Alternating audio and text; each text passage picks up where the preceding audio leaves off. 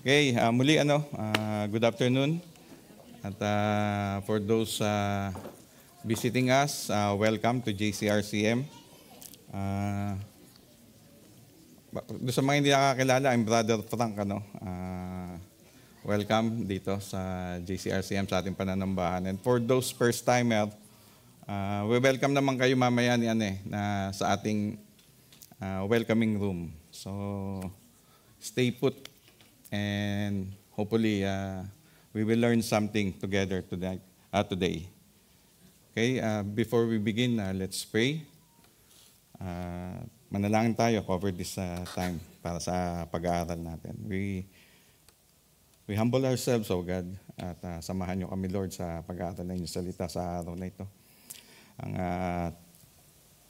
Kayo ang maghari, kayo ang maitaas, Lord, sa dakong ito. And ang inyong salita ang manatili sa aming mga puso. Let the beating of our hearts and the thoughts of our mind be in accordance to you, O God.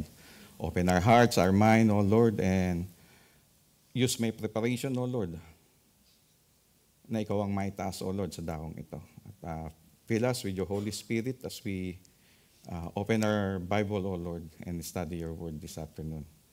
Be with us, fill this place with your Holy Spirit, Lord, in Jesus' name. Amen and amen. Okay, hopefully all of us now have our own Bible, study Bibles. Can you please prepare nyo ang inyong mga study Bibles or Bibles? Lagi natin itong tawag dito.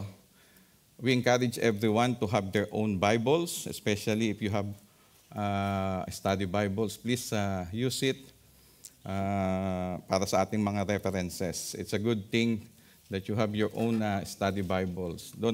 Don't rely so much on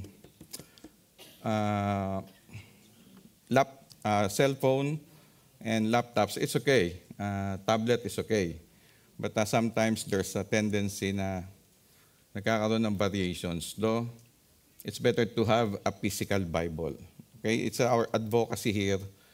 Matagal na, nung panahon pa dati ni Pastor Bong, we encourage everyone to have their own physical Bible. Kasi nakakapagsulat kayo dito eh. You can come back again, makakapag-notes kayo. So it's really important to have your own study Bibles.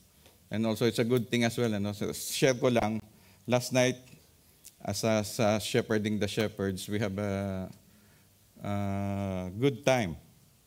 Not a good time din, kami good time. Precious moments na pag-aaral namin. We studied hermeneutics last night. Through Brother Odik, siya ang nag-lead sa amin sa pag-aaral kagabi.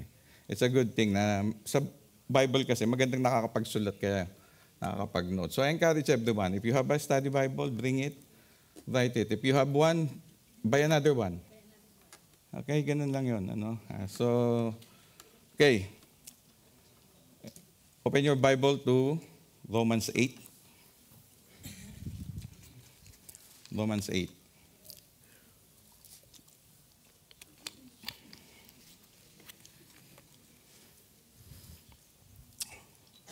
Okay, we'll start the book of Romans. The book of Romans has the most number of commentaries in all of the epistles, in all of the Bibles. Many theologians consider this book, the book of Romans, as the masterpiece of Apostle Paul. Actually, we already discussed this. I remember na-discuss ko to last year, November 3, nung mag-preach din ako sa Romans 1. Okay? Romans 1, November 3 yun, magkakampuli. Okay? Si Apostle Paul ang sumulat nito, 5 epistles din. Ang una niyang sinulat bago tong Book of Romans. But the Book of Romans is considered to be the Christian Constitution. Dito kasi nakabase yung halos lahat ng theology ng Christianity, which is holding yung sa Book of Romans.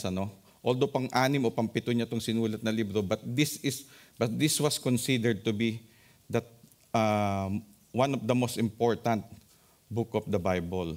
Okay? Kaya nga pagkatapos ng epistle ng Acts, ng 4 Gospels, Acts, and then Romans. So, during canonization ng Bible, Romans was on top of all the epistles. Sabi nga, it will help us a lot if we will memorize the book of Romans. Di ba? If you remember Martin Luther, sabi niya sa congregation niya, it will help us a lot sa buong congregation kung kakabisaduhin natin ang buong book of Romans for us to know the constitution of Christian faith. Yun yung time na, I think, October 31 yun nung nagkaroon ng Reformation. So it was 2 days ago, yung Happy Reformation Day nila. Though we don't follow everything about the Reformation, I'm just giving encouragement na how important it is to have our own Bible and also for us. Kung may memorize nga natin the whole book of Romans, sabi nga, word for word. So it's also a good thing. For as much as this epistle is a principal and most excellent part of the New Testament and more pure evangelion, ibig sabihin mas magagamit natin ito sa pag-share ng gospel. Pure kasi ang Book of Romans. Book of Romans, pure yan. Nandito yung pinaka core doctrine ng Christian faith. The central theme of the Book of Romans is the gospel. Okay? To be right with God, we must need to be right with the gospel. If we get the gospel wrong, however we may be sincere with God, we will be sincerely wrong with our walk and with our faith. Okay? Gaano man tayo kasincere sa ating pananampalataya sa Diyos, kung mali ang pag-aaral at pagkakaalam natin sa Ebanghelyo, sincerely mali tayo. Okay? We will not be right with God if we will get the gospel wrong. And the book of Romans is teaching what is the gospel. So it's really important, Romans 8, ngayon pag-aaralan natin itong Romans 8. Tapos na tayo, napakinggan natin si Brother Cesar for the past weeks about Romans 7. So, sunod sa 7, 8. So, Romans 8, tayo today. Romans 8, ito yung kinoconsider na the highest peak of all of the Bible. Kumbaga kung merong mga Mount Apo ang Bible, merong mga bundok, ito ang tinuturing nilang Mount Everest. The highest peak of the book of the whole Bible, Romans 8. Tinuturing din itong Bible within the Bible. Okay, itong Romans 8. So marami tayong matututunan dito. So, basahin natin, Romans 8:1. Saan pala yung to?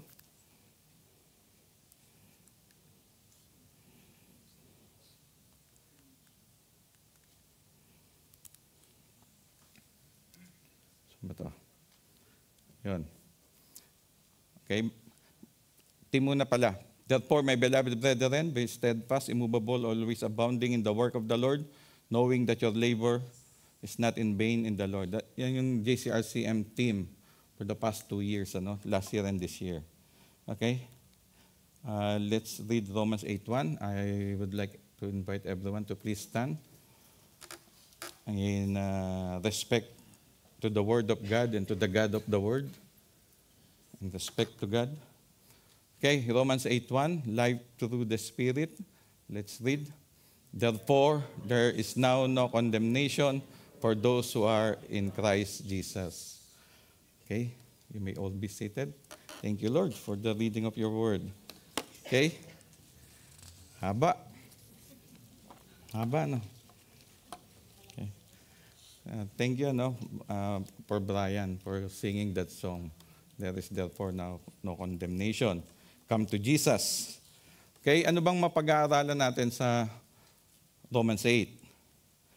Things that we can learn from Romans 8. I will just run through for you sa ano ba yung mga expect nating mapag-aaralan dito, First, yung Holy Spirit. Ang pag-aaralan natin sa the whole book of chapter 8 of book of Romans is the Holy Spirit. Who is the Holy Spirit? Alam ko naman na alam na ninyo who is the Holy Spirit. The Holy Spirit is the third person of the Trinity. So, in short, JCRCM is a Trinitarian church. We believe in the Trinity. He is a person. He is not it. Okay? He is a person. He is God Himself. He is co-equal and co-eternal with the Father and the Son. Okay? He is not a force or katang-isip lang. Sa Matthew 28:9, mababasa natin dyan yung co-equal and co-eternal niya. Therefore, go and make disciples of all nations, baptizing them in the name of the Father and of the Son and of the Holy Spirit.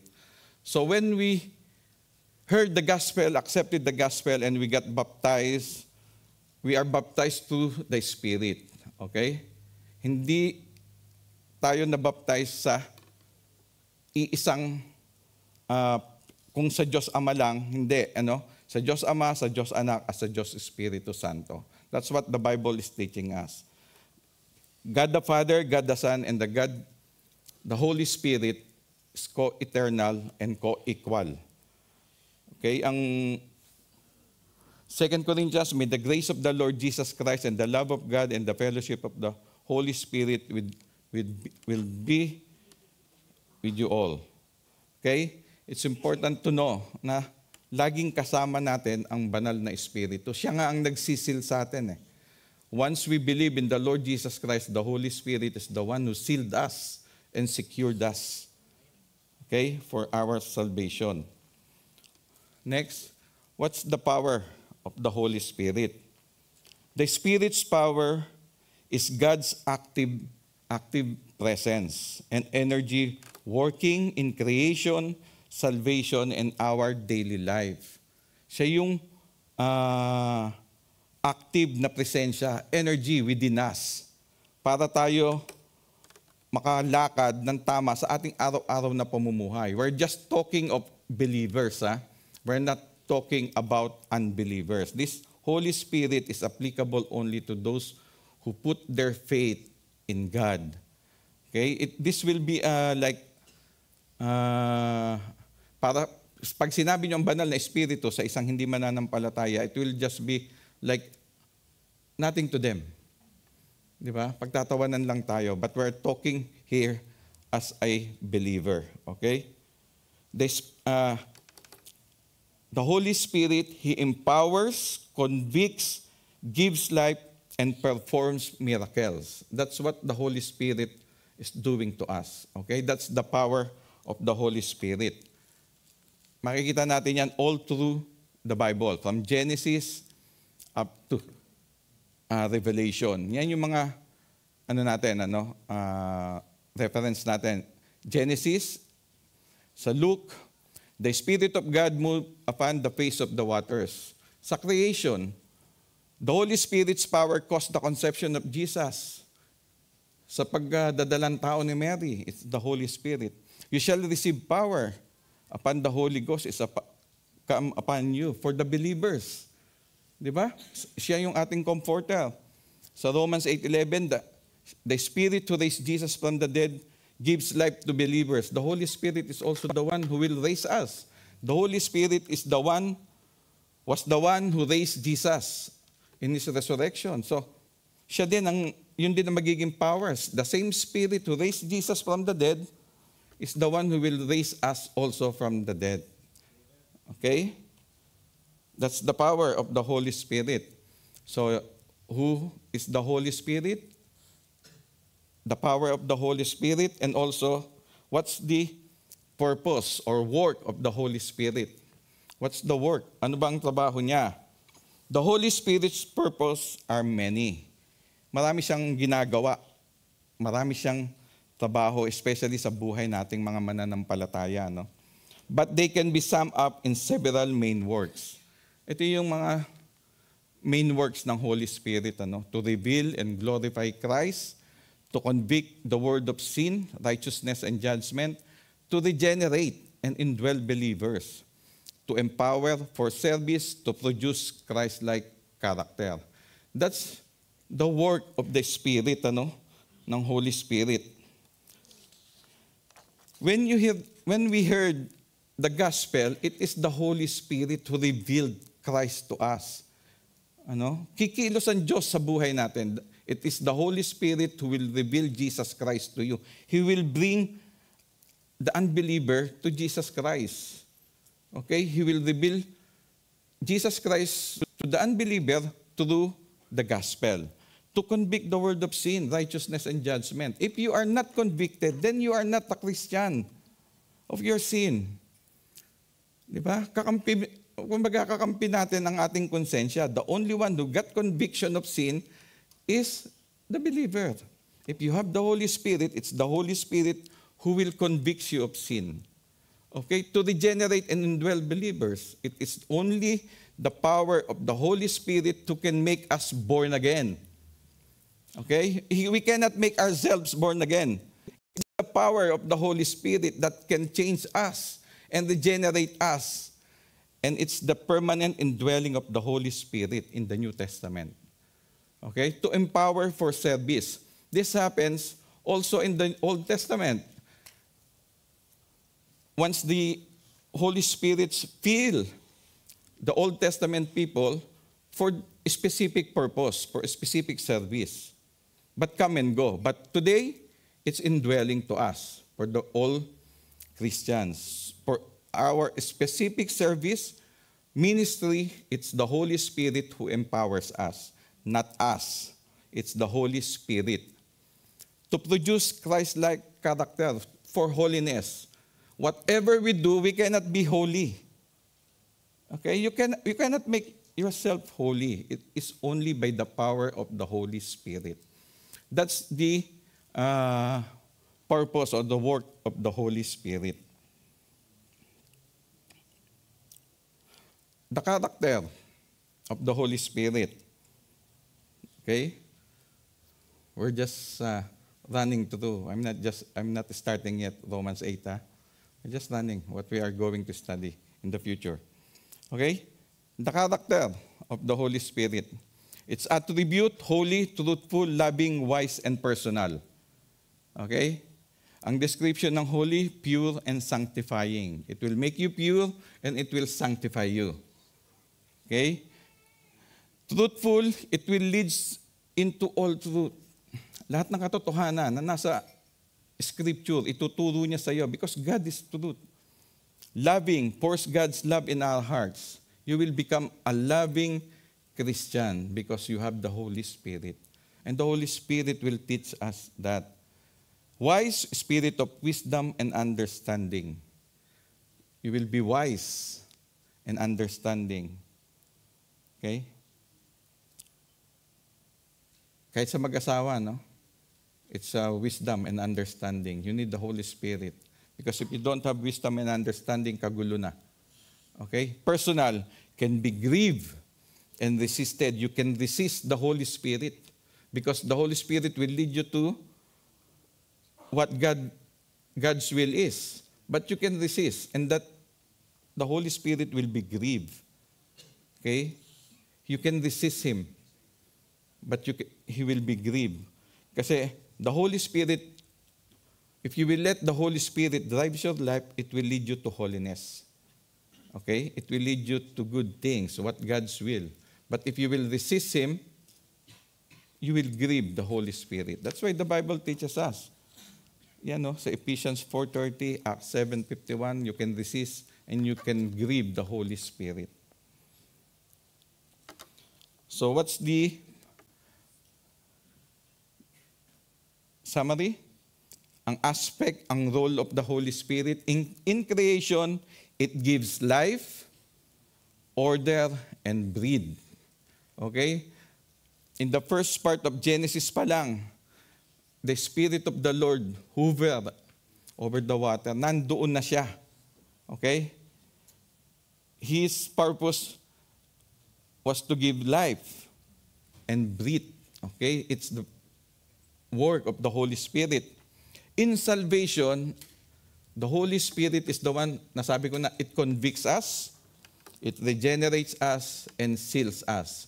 Seals means you are secured. You are eternally secured. Okay? In the church, it empowers, it gives gifts, it unites.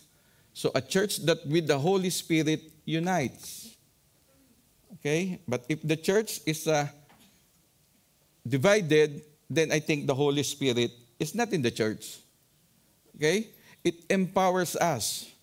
Hindi naman sa amin sa mga tumatayo dito, it's not us who empower ourselves, but it's the power of the Holy Spirit. That's why we always pray before we speak here. Because we entrust everything to the Holy Spirit. In the church, He's the one who empowers and gives gift.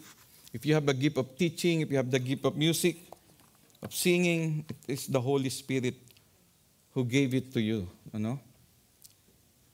In the believer's life, it is the one who guides, teaches us, and transforms us. It is the Holy Spirit ang nagtuturo sa atin. In Scripture, it is the one who reveals the truth sa pagbabasa natin. That's why when we read the Scripture, we pray that the Holy Spirit will lead us into its truth. Okay? Hindi natin sariling talino yon. Hindi natin sariling kakayanan ang maintindihan natin ng Bible. And it's the Holy Spirit who inspire us para tayo ma-encourage sa pagbabasa natin ng Scripture. It's not about us when it comes to Scripture. It's about the Holy Spirit. Ang isa pang natin mapag-aaralan, so yan yung isa nating madadaanan sa sa chapter 8 ng Romans, Holy Spirit. Ang isa pa dyan na importante nating madadaanan is yung law. Law. So, yung isa nga natin mapag-aaralan sa chapter 8 is law. Holy Spirit, and ang isa yung law. Ano ba yung meaning of law? What is law in the Bible? The word law in the Bible mainly comes from the Hebrew word Torah, meaning instruction, teaching, or commandment. In Greek, sa New Testament, it's nomos, meaning law, rule, or principle. Okay? That's the law. So, law in Scripture doesn't just mean legal codes. Hindi lang yan siya legal codes, Hindi lang siya legal codes na meron yung tao ngayon. But God revealed standard of righteousness and moral will for His people. Ito yung inireveal ng Diyos na moral standard and righteousness. Standard of righteousness and moral standard. Nireveal ng Diyos to sa tao. Okay? Yun yung law. Different types of law in the Old Testament. It is the moral law, the ceremonial law, and the civil or judicial law. So there are three kinds of law in the Old Testament. Okay? Yang moral law, God's universal moral standards. Yung pamumuhay mo, yung ugali mo. Okay? Kung paano tayo mamuhay, yan ang moral law. Yung moralidad natin, that's God's moral law. Reflects His character. We are created in His image. So, we must work in His image, in His given standard of morality. That's the moral law. 10 Commandments in Exodus 20. That's the standard of moral law. Okay? Yun yung binigay niya. Yan yung moral law. Okay? Ngayon, marami na tayo masyadong law. We have a lot of laws in the land. Why? Because people cannot commit themselves to obey 10 laws. We only have 10 commandments, but since people cannot obey the 10 commandments, we have now thousands of laws. Okay? That's how messed up people were. Okay? Ganun tayo. Yan yung moral law. Yan yung standard na binigay niya. Still reveals God's will fulfilled and written in believers' hearts in the New Testament. Okay? Sa Old Testament, it was written on stone. Sa New Testament, it was written in our hearts for all those believers. The ceremonial law. The ceremonial law is related to sacrifices, worship, priesthood, rituals that pointed to Christ. Hindi ito ritual na basta ritual lang. Sacrifices na basta sacrifices lang. But the ceremonial law is any rituals, way of worship, sacrifices that points to the Messiah, that points to Christ.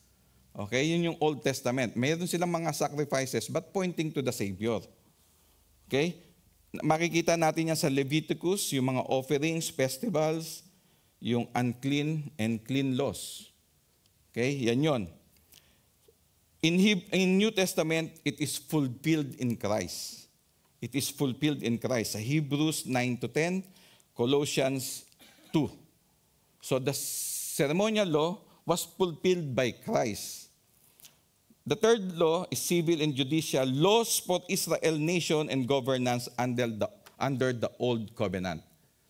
Civil and judicial law. Sa Deuteronomy, laws on properties, punishment, kings, lahat ng laws nila. Kasi noong time na yon, they are under theocracy. Ibig sabihin, a nation led by the priests. Okay, theocracy. A nation led by the priests. Okay, hindi bureaucracy. Theocracy, Diyos, krasi, pamumuno, parang ganon. Theocracy. Ang namumuno sa Israel noon is mga pariseo. So, kanila yung judicial law. Civil law, meron pa sila noon. Ended with Israel's theocracy in Romans, in-explain to Romans 13, nag-end na sa New Testament. Okay, yung principles niya, still valuable for justice. Mahalaga pa rin naman siya sa justice, but the theocracy ended in the New Testament. Okay?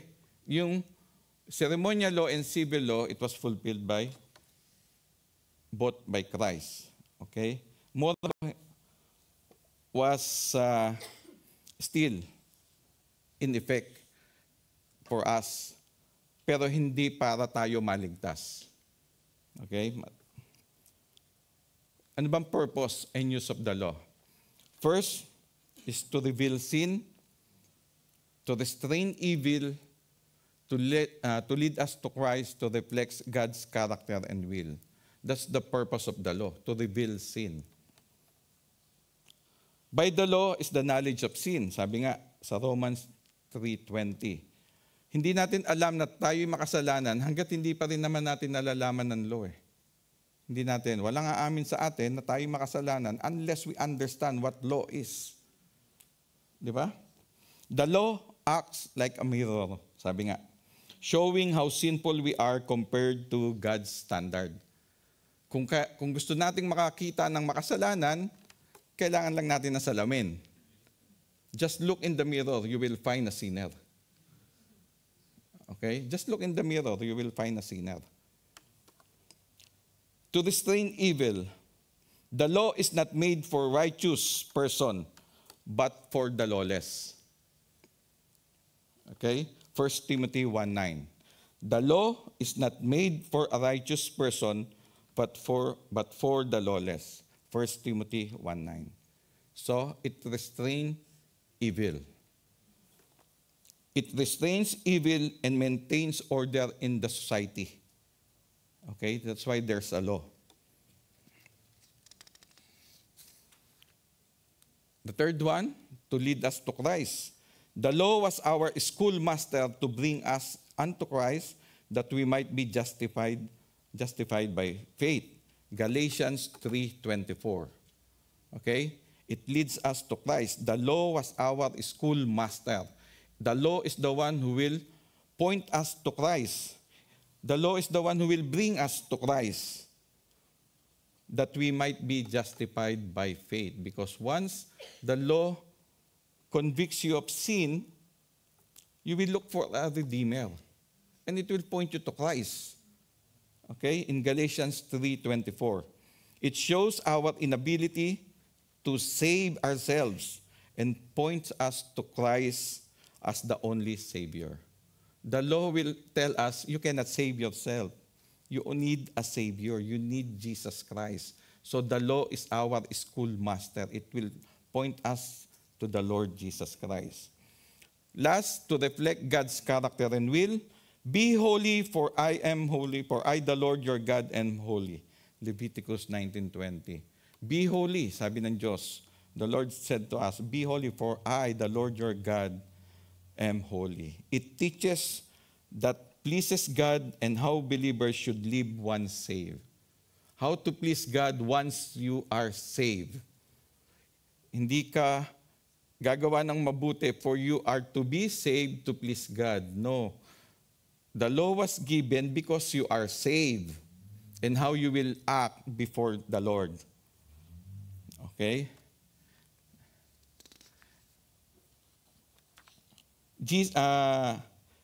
Christ fulfilled the law perfectly.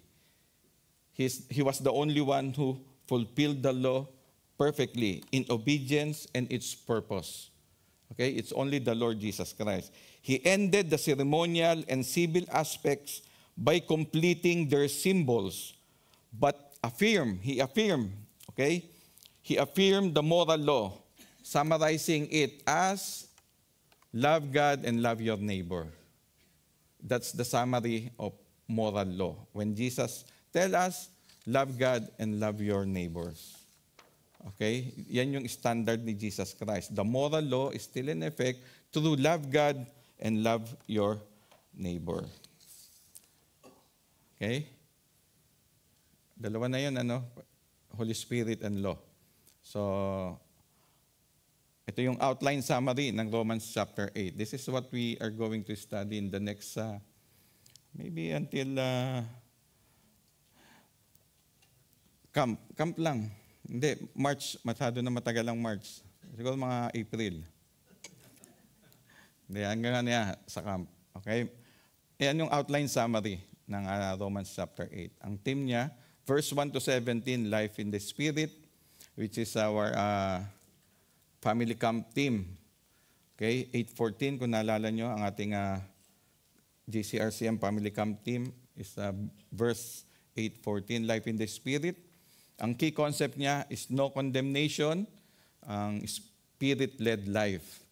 Yung verse 18 to 30, yung hope of glory, yung suffering natin to glory, at yung Spirit intercedes. Diyan din natin mapag-aaralan yung golden chain of salvation sa verses 18 to 30, yung golden chain of salvation. And then 31 to 39, assurance of God's love, no separations from God's love. Okay? So, Romans chapter 8 is really a glorious chapter. Begins with no condemnation and ends with no separation. No condemnation from the wrath of God and no separation from the love of God. Napakagandang chapter, di ba? No condemnation and no separation. Okay? So, yan ang team natin, Life in the Spirit. So, that's, two things na mapag-aaralan natin sa chapter 8. Okay. Let's begin with chapter 1. Mamaya, nalagpas yata. Abutin tayo mga alas 3 nito eh. Alas 5 nito. Pero para marami kayong makain fishball. Okay lang yan. Romans 8:1. Life through the Spirit. Therefore, there is now no condemnation for those who are in Christ Jesus.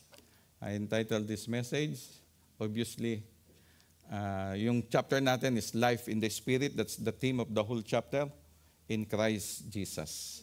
That's a good title for us. Okay, let's begin our study. I will read, open your Bible to Romans chapter 7, verses 14. I'll begin with Romans 7, verses 14. We know that the law is spiritual, but I am unspiritual, sold as a slave to sin. I do not understand what I do, for what I want to do, I do not do, but what I hate, I do. And if I do what I do not want to do, I agree that the law is good. As it is no longer I myself who do it, but it is sin living in me. For I know that good itself does not dwell in me, that is in my sinful nature, for I have the desire to do what is good, but I cannot carry it out. Verse 19, for I do not do the good I want to do, but the evil I do not want to do, this I keep on doing. Now, if I do what I do not want to do, it is no longer I who do it, but it is sin living in me that does it. 21, so I find this law at work. Although I want to do good, evil is right there with me. For in my inner being, I delight in God's law. But I see another law at work in me, waging war against the law of my mind and making me a prisoner of the law of sin at work within me. What a wretched man I am! Who will rescue me from this body that is subject to death? 25, thanks be to God who delivers me through Jesus Christ our Lord. So then, I myself in my mind, I'm a slave to God's law, but in my sinful nature, I slave to the law of sin.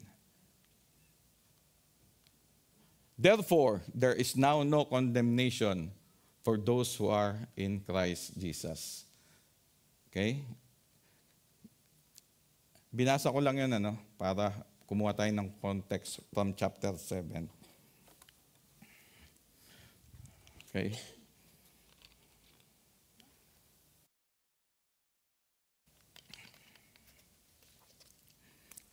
As I mentioned, Romans chapter 8 is one of the greatest chapter in the whole of the Bible.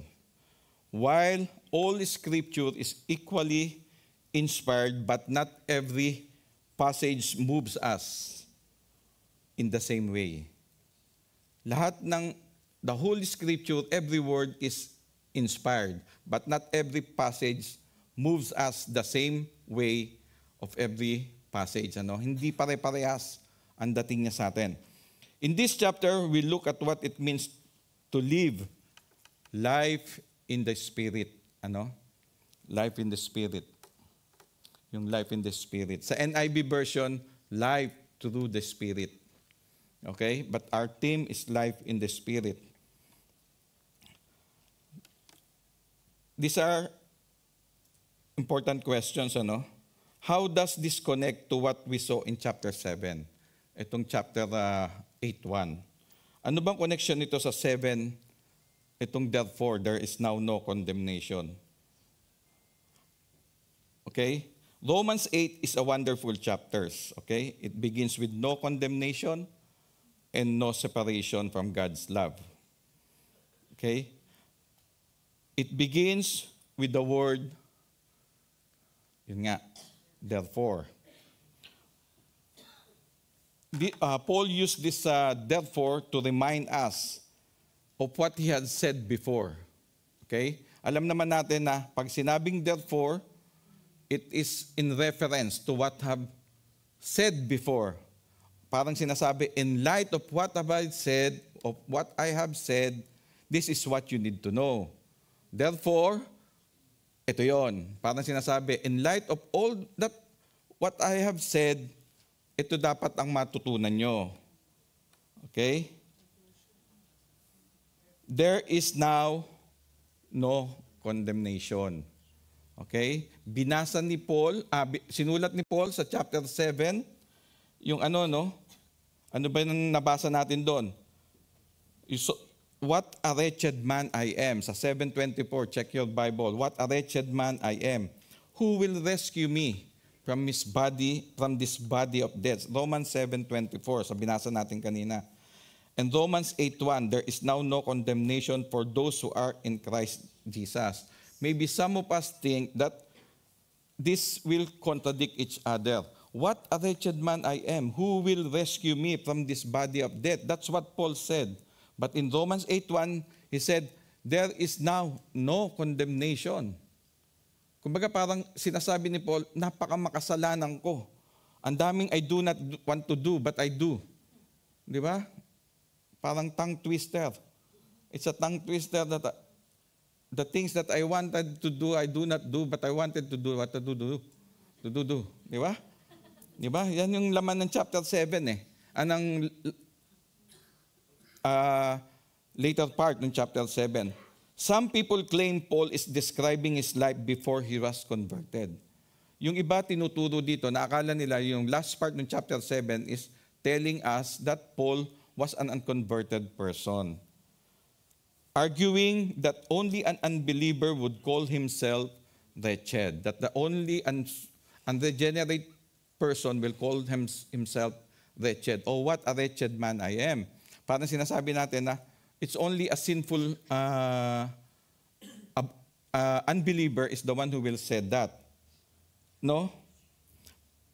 Kung tutuusin, wala naman tayong makikitang unbeliever that will walk around and will tell everyone that what a wretched man I am. Diba? Have you seen any unbeliever? Have you encountered a believer who told you that, oh, what a wretched man I am? It's only the believer who acknowledge that they are wretched, that we are sinful. Okay?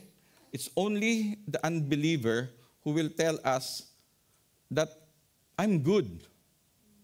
But a Christian will always say, I'm a sinner, but yet I am justified. Okay? It's only that a Christian will acknowledge being a wretched. This comparison, or maybe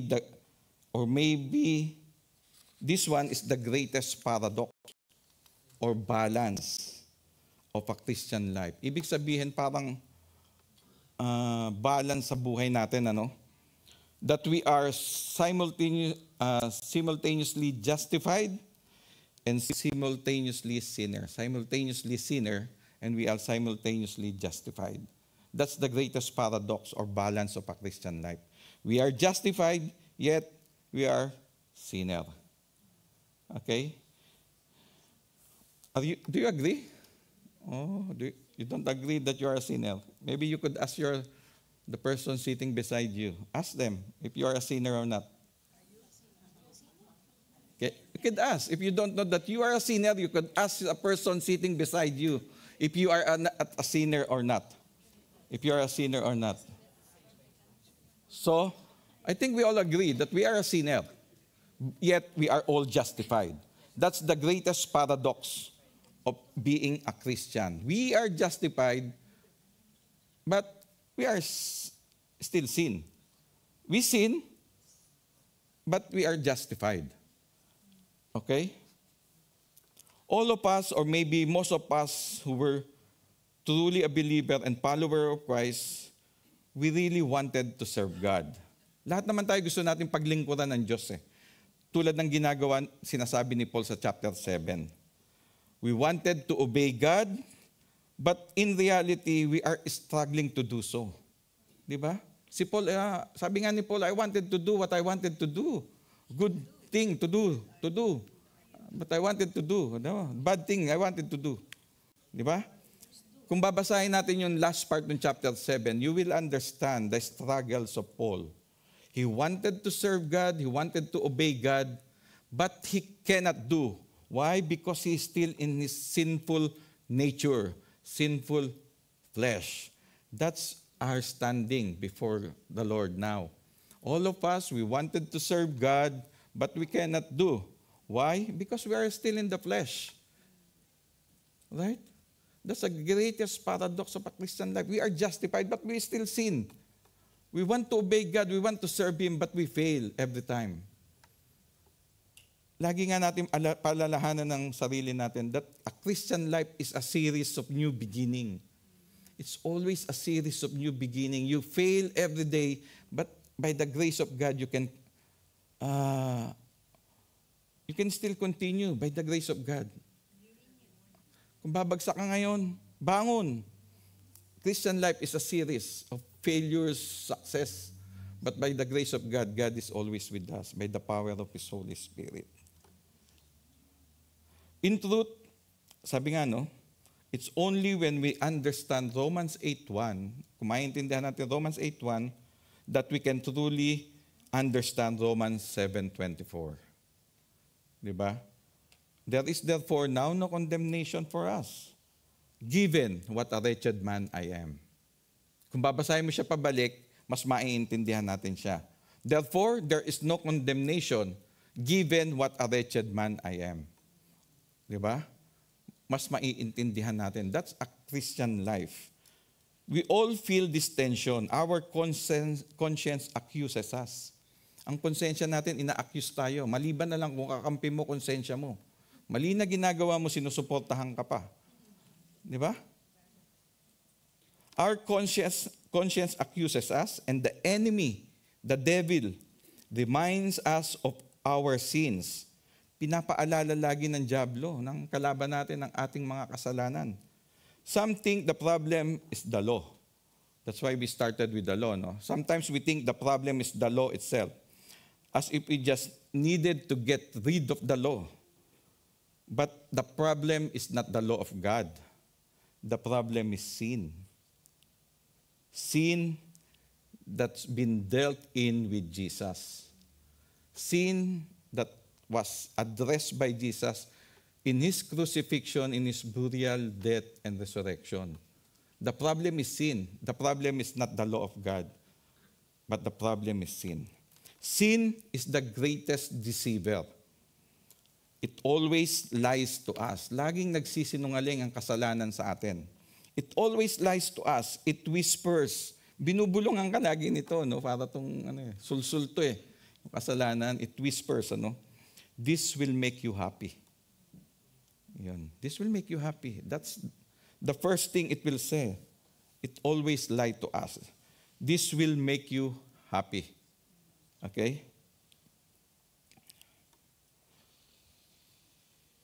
And then, it will fulfill your desires. It will fulfill your desires. This will finally satisfy you. It will lie to you. It will tell you, this will make you happy. This will fulfill your desire. This will finally satisfy you. But when you give into that temptation and you fall into that sin, you will experience, it will not make you happy, it won't satisfy you, and it won't fulfill your desire. Ano? Sin promises pleasures, but delivers pain. It tells us we can be justified our actions, but guilt always follows. Lagi tayong nagkakaroon ng guilt feeling because of sin. We give in to sin, into temptation, but later on, may guilt feelings tayo. Sin is the problem. Always remind yourself that. Hindi ang law of God. The problem isn't the law, but it's the sin. Okay?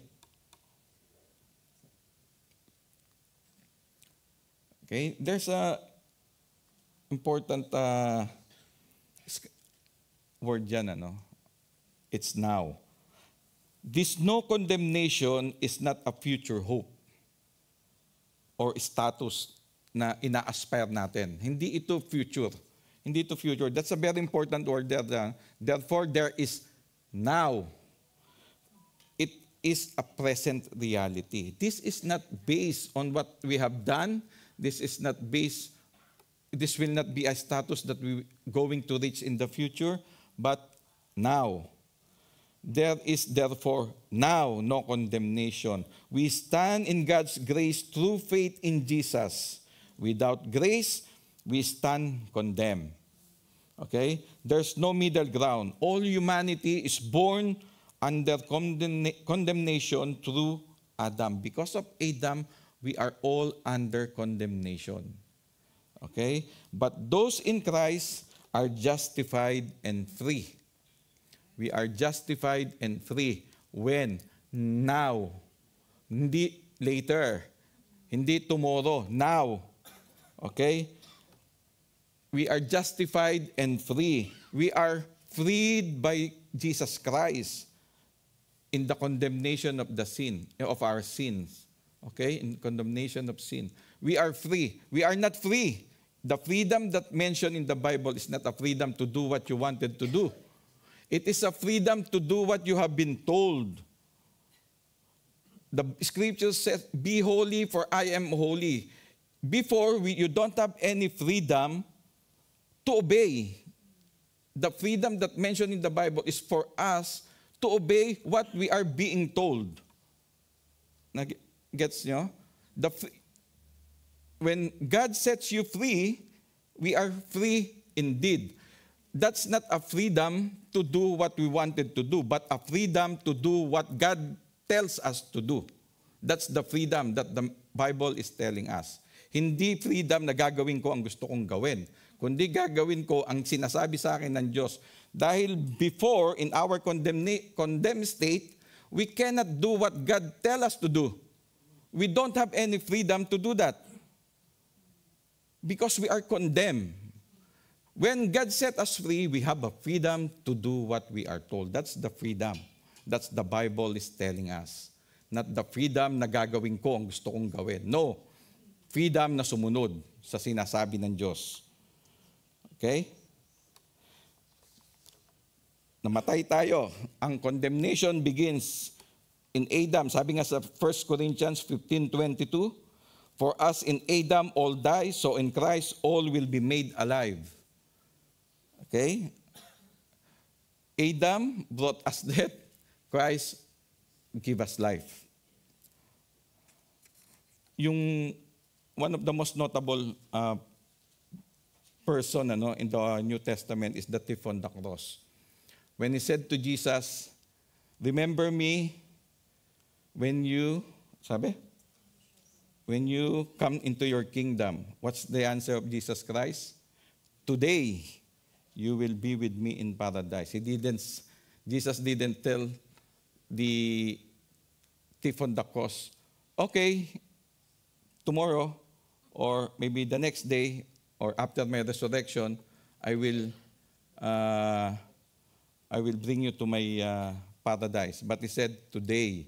It's the same thing for us. When we heard the gospel, we believe in Jesus, now there is no condemnation. Okay? This shows the salvation is a present reality. Immediately. Sabay siya. Okay? Kakapusin tayo nito. Pero sige, tutuloy ko na lang. Sabi ko naman, alas 5 eh. Okay. Bago natin tuloy ito, no? Yung ibang version ng Bible ninyo, pakicheck nyo yung Bible ninyo, no? Before we continue with the praise in Christ Jesus, kasi may Christ Jesus yan eh. Basahin nyo yung ibang version ninyo, meron dyan nakasulat, who do not walk according to the flesh, but according to the Spirit. But napansin nyo, wala sa version ko, who do not walk according to the flesh, according to the Spirit. We should understand that this is not the condition of being no condemnation, but our position in Christ Jesus is the reason that we stand in the no condemnation zone. Diba? May nakasulat na ganyan eh, who do not walk according to the flesh, sa ibang version, but according to the Spirit. Ang pagiging no condemnation is standing natin is based in Christ Jesus. Not because we walk not according to the flesh, but according to the Spirit. Hindi ang kondisyon na yan na who do not walk according to the flesh, but according to the Spirit, but in Christ Jesus. Verse 1, ito yan Ito yan, yung pinagkunan yan. Yung Codex Sinaiticus, wala siyang praise na yan. Maging yung Codex Vaticanus, meron siya yung Codex Alexandrinus, yung Byzantine, inspired yung Byzantine na later version ng mga Bible, ng mga manuscript. Okay? Importante yan, Yung papyrus, yung pinakamatanda, after AD 200. Wala siya ng praise na yan kasi yan yung closest to the original text ni Paul. Okay? Yung version na merong Byzantine Empire, meron sila niyan. Meron silang who do not walk according to the flesh but according to the Spirit. They are the later version ng mga Bible. Okay? Ng mga pinagkunan ng King James Bible. Okay? King James Bible were translated from Byzantine manuscripts. So they put in there. Okay? But the older version ng mga Greek manuscript, wala sila niyan. So, So, ang situation ng mga New King James at King James, meron sila niyan. Okay? Nagkakaroon lang siya ng confusion, kaya ko siya kinaklaro sa inyo, dahil once you read chapter 1 with who do not walk according to the flesh but according to the Spirit, sometimes it will give you confusion that your standing as no condemnation is based on who do not walk according to the flesh but according to the Spirit.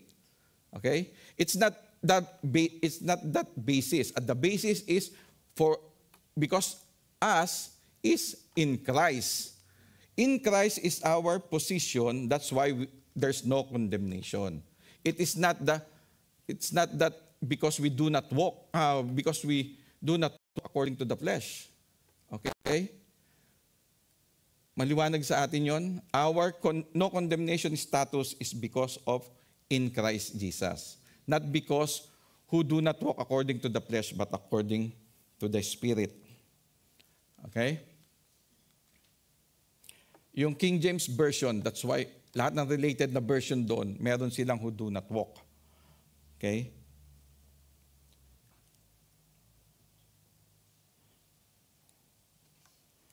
The longer version might seem to be no condemnation to our walk. That's our behavior. Okay? While the shorter version roots purely in our position. Wala naman siyang mababago. Yung verse, kasi yan sa verse 4 yan eh, yung who do not walk. Sa verse 1, 8:1, it talks about our justification, our standing before Christ. 8:4 ng Romans chapter 8 verse 4 talks about our sanctification, our walk.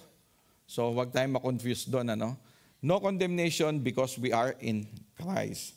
Now, clear na ba? Okay. Thank you sa isa.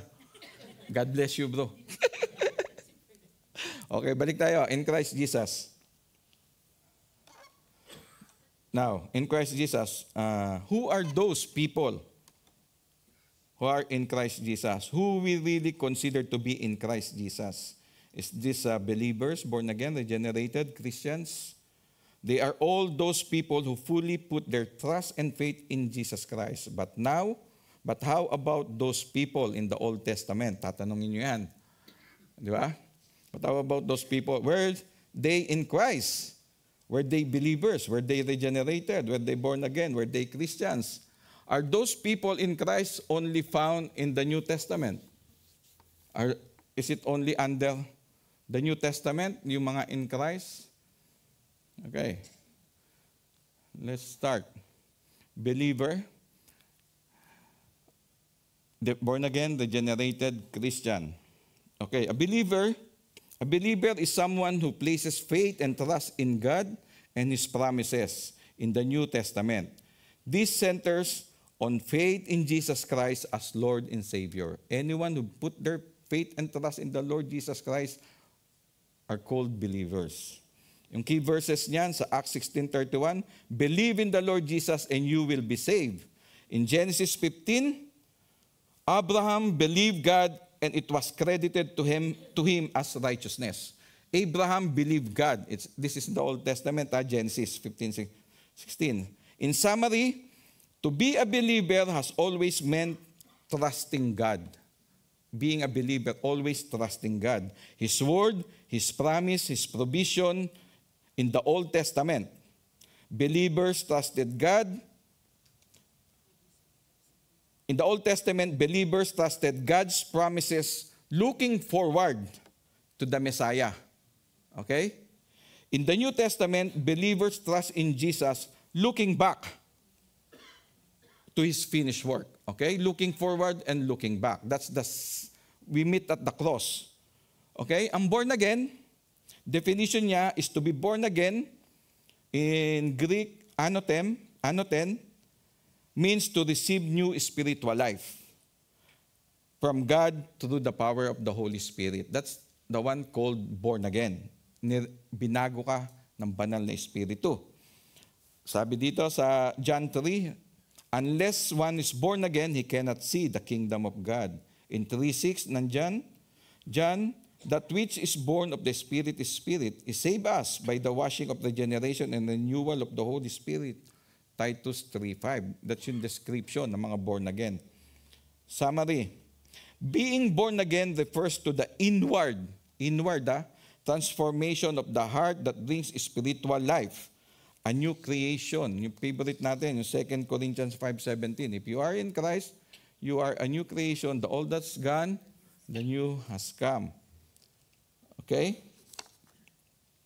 Yung regenerated, ang definition niya, regeneration is the theological term. Theological term to for that same work. Same work, pero theological term. Regenerated, born again. The Holy Spirit is act of giving spiritual life to a sinner who was dead in sin. Binuhay ka mula sa iyong kasalanan. Okay? Ang key verses nito is Ephesians 2:5. Even when we were dead in our trespasses, God made us alive together with Christ. Ephesians 2:5. He saved us by washing of regeneration. Titus 3:5. Summary, to be regenerated is to be made spiritually alive by God's sovereign grace. It's the cause behind being born again. Okay? It's the same work. Binuhay ka ng Diyos spiritually. Ang Christian, definition niya, terms Christian means follower of Christ. It is Islar, o tukso lang to sa kanila nung araw, little Christ, ang tawag dito. Christian, little Christ, sa Antioch. It identifies those who belong to Jesus and are part of His body, the church. The disciples were first called Christian in Antioch. Acts 11:25. So, nasa New Testament siya. If anyone suffers as a Christian, let him not be ashamed. Summary. A Christian is one who believe in, follows, and united to Jesus Christ through faith. That's the Christian. Ang tanong kasi ito, were the Old Testament saints believers, born again, regenerated, or Christian? Diba? In Christ, are those Old Testament saints born again, regenerated, believers, Christian? Were they believers? Old Testament, yes. They are believers. Abraham believed God. One who trusts in God's promises. Are they believers? Yes, because they both use faith. They both believe the Old and the New Testament. Basa natin yan kanina, yung key verses niya. Are they born again? Spirit-given new life. Ang born again is meron kang bagong buhay through the Spirit. Are the Old Testament saints born again? In principle. In principle, mamaya i-explain natin yan. But in the New Testament, we are really called born again. It is fully revealed to us. Regenerated, Spirit, act of inner renewal, yes. Because they were also renewed by the Spirit. Sa New Testament, we are all regenerated. Those are the key verses. Alam ko, alas 4 na. Alam ko, 4 o'clock na. Tatapos na tayo. Okay? Now, ang question, Christian, follower of Christ, member of His body. Old Testament saints, Old Testament believers? No, they are not Christian. Historically, based on history, they are. But spiritually, yes. Because they experience what we experience as well. Christian, New Testament. Okay? Nagets natin? Okay? Sa Christian. They are not Christians. But they experience those experience na na-experience natin. Now, nabasa natin sa John 3, sa John 3, when Nicodemus asked Jesus, about how can he see enter the kingdom of God? Jesus answered him, unless a man be born again, he cannot enter the kingdom. He cannot see the kingdom of God. Jesus said to Nicodemus, John 3. If you will open your Bible, it's in John 3. Remember this, no? Jesus is not explaining to Nicodemus a new concept of salvation. Hindi niya ini-explain kay Nicodemus ang bagong concept of salvation. He didn't explain to Nicodemus a new concept, a new way of salvation. But Jesus was simply explaining to Nicodemus what's happening in the Old Testament. Okay? Jesus Christ, when he said to Nicodemus, you must be born again, he is not saying, this is what will happen after my resurrection. Okay? No. What he is saying is the reality of what already happened to all those Old Testament people. You must be born again. And then what he said to Nicodemus, you are a teacher of the law, and you didn't understand this thing? Do you know? Di ba? You are a teacher of the law, and you didn't understand this thing. Remember, when Jesus is talking to Nicodemus, there is no New Testament yet. When Paul is writing to all of the churches, there's no New Testament yet. Wala pang New Testament. So, ang basis nila is laging Old Testament. So, when Jesus said to Nicodemus, you must be born again, he is referring to the Old Testament principle. So, in principle, they are born again. Are you getting the concept? Because sometimes we get confused that we are just born again after the resurrection of the Lord Jesus Christ. No. Jesus Christ said to Nicodemus, you must be born again. He didn't say, you must be born again after my resurrection. The fulfillment is when he was resurrected. He get those people who believe in him, who look onto the cross forward, and he brought them into paradise. That's how being born again. Okay? Nagets mo ba? Oh yeah, thank you. God bless you. Now, if we don't understand what it means to be in Christ, we'll keep trying to fix ourselves whenever we feel condemned by the law, like a losing team hoping to make a comeback. Okay? Before time runs out. Sometimes people struggle to believe this. Nag-struggle tayo to believe this simple no condemnation, thinking, if that's true, then I can just do whatever I want. But that's a misunderstanding. Okay? It's always the faith in the Lord Jesus Christ, our standing. The gospel doesn't lead to carelessness. It leads to awe and gratitude. The message really does sound almost too good to be true, but it's true. There is therefore now no condemnation for those who are in Christ Jesus. If you are in Christ, you are not condemned. We should remind ourselves, everything Christ has done means nothing to us unless we are in Christ, unless we are in Him. Everything Christ has done is meaningless if you are not in Christ. It's no effect in you. Walang epekto sa inyo ang lahat ng ginawa ni Kristo kung nasa labas kayo ni Kristo. Sabi nga nung kanta, come to Jesus. Paul told the Ephesians that they were included in Christ when they heard and believed the gospel. So you should believe when you hear the gospel. Do not harden your heart. Believe in the Lord Jesus Christ when you heard the gospel. By nature, we're all separated from Him, but through faith, we are united with Christ. There is no condemnation now. So the question, have you been included in Christ? Do you know who you are in Him? That's the only question. You will realize if you are in Him or not. Romans 8, life in the Spirit, in Christ Jesus. Hallelujah. All glory belongs to God. Okay, let's pray. Our God, our Heavenly Father, we thank you, Lord, for your word this afternoon. Thank you, Lord, for what you have done. Thank you, Lord, for our standing of no condemnation. And we thank you, Lord, for the Holy Spirit that sealed us for our salvation. Thank you, Lord, for your Son, Jesus,